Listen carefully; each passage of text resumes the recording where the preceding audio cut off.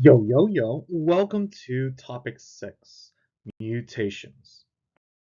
Mutations create these unique and new DNA sequences, and thus they are the ultimate source of genetic variation in all forms of life. So mutations can occur in a cell or a virus, and when it occurs in a cell, there are two types. So first, we have the somatic mutations that occur in the body cells. And again, somatic means body. They can be passed on by mitosis, but not to sexually produce offspring, meaning that we can't pass it from father to son, mother to daughter, father to daughter, whatever the case may be. Okay? So now the second type is germline mutation, and that's where it occurs in the gonads that give rise to gametes, okay? The egg and the sperm cells. So, a gamete with a mutation can pass it on to the new organism at fertilization, which is inherited. Okay. Now, there are three types of mutations. It could be harmful, beneficial, or silent, meaning having no effect. So, it all depends on the situation for being harmful or beneficial, and we'll dive into that at the end of the lesson.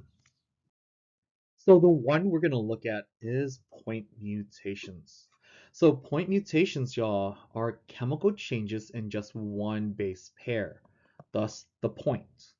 So the change in a single nucleotide can lead to the production of an abnormal protein. So there are two broad categories that these point mutations can be divided to: base pair substitutions, and then base pair insertions or deletions.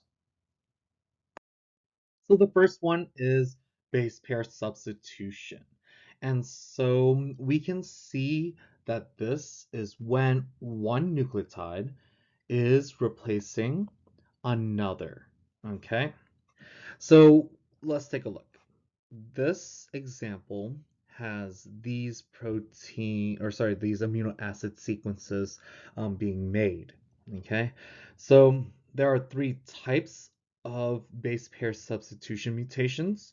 The first one, commonly known as silent mutation, codes for the same amino acid, and we can see that right here. So that switch from a G to A still results in a glycine. So again, there's no effect, silent mutation. The second type is called the missense mutation, when it still codes for an amino acid, but not the right one.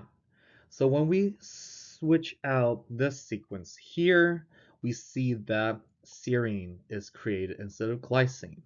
This could potentially have an effect on the overall structure of the new mutated missense protein and produce a different effect or makes it non-functional. Okay.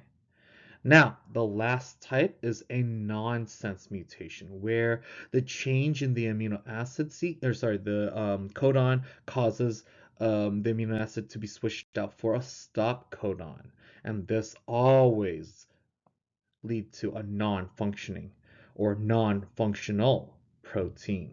So we see that example right here with the nonsense. And the second category would be insertions and deletions. And these are the additions or losses of nucleotide pairs in a gene. These mutations have a disastrous effect on the resulting protein, often than substitutions do, because they create something called the frameshift mutation. So this affects the reading frame. The reading frame is simply the three codes on the mRNA that calls for an amino acid. So what that frame shift does is that it shifts this over and causes the entire sequence to change, making it call for different amino acids after the point of mutation. So the key here, y'all, frameshift mutation, so changes all the codons after the point of mutation, thus changing all of the amino acids afterwards. Let's take a look. So we have these 4 amino acids. So when this uracil is being removed, we see that that removal causes the reading frame to shift to the left. And then now this calls for a new amino acid. Instead of phenylalanine, we are calling for leucine. Now, when the um, addition or subtraction of these nucleotides occur in a stop codon, it is again a frame shift causing nonsense. Last but not least, y'all, deleting 3 nucleotide sequence results in no frame shift, but it just misses one of the amino acids. Okay, so all of those are possible effects of these insertions and deletions of nucleotide pairs. So spontaneous mutations occur with no outside influence, and this is caused by replication errors by DNA polymerase, but most are repaired, but some become permanent. Then we have mutagens, which are physical or chemical agents that cause these mutations. So some examples of mutagens would be radiation, such as X-rays or sunbathing in the sun. There we have it, ultraviolet radiation. Then we have harmful chemicals, bromine, benzene, and those preservatives, and then nitrous acid. Mutagens are also found in the chemical defenses of some plants and fungi.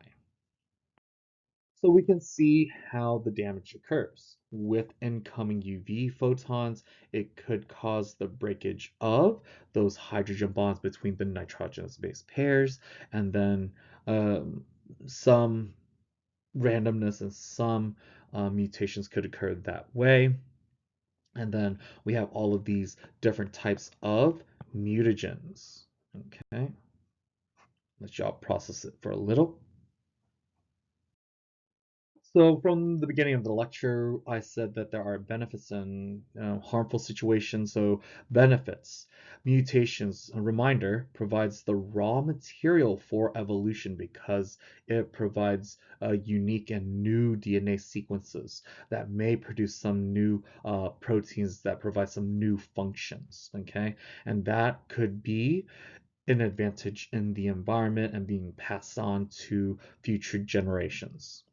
Then we have ones that are harmful, and it results in a loss of function of genes or other DNA sequences needed for survival. Harmful mutations in the germline cells can be passed on to offspring, thus leading to that offspring being in danger, um, you know, can't survive and can't pass on its genes.